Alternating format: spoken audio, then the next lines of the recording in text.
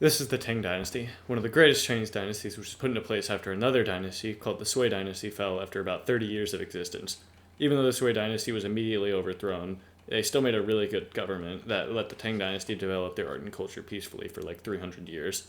They focused heavily on good education, good social structure, and peaceful rule, as well as an even larger focus on culture and the arts. Culture in the Tang dynasty had both an influence on other countries and was influenced by other countries. One of the biggest examples of influence on China was Buddhism, which was brought into China around the 8th century and spread for a while before Chinese people said, wait a minute, Buddhism sucks. Why don't we just do our own religion? And they shut down all the Buddhist churches. Confucianism grew to be a more popular belief during the time and spread to other countries as well.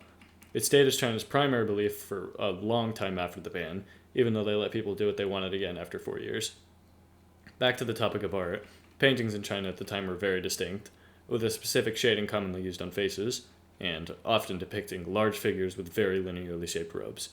Things like court life, games, banquets, and angry women were commonly depicted. Statues, however, had different purposes, with many being used for religion, but others depicted court girls, musicians, and angry women. Other art forms can be seen as well, like pottery and sometimes metalwork, and literature. Literature was by far the most popular art form at the time, though. Although when I say literature, I mostly just mean poems. People would kind of say that you were a failure and an idiot if you didn't write a poem or two. And clearly there's a lot of people that took that to heart, since around 49,000 poems were written that are on record, and over 2,200 poets are known.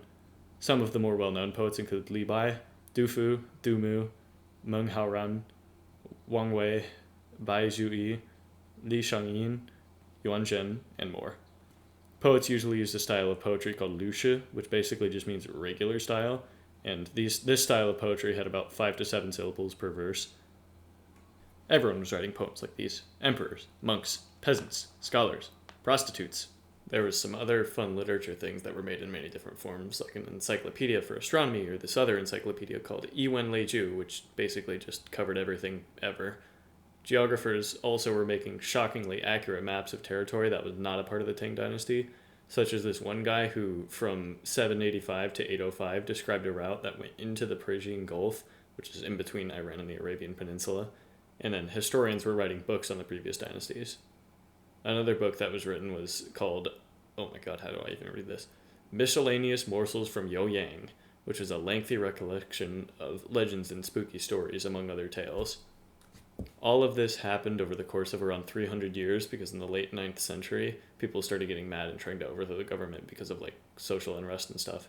And even though they got defeated, the military people that defeated them decided to just split up all of China for a little while and go to war for 50 years.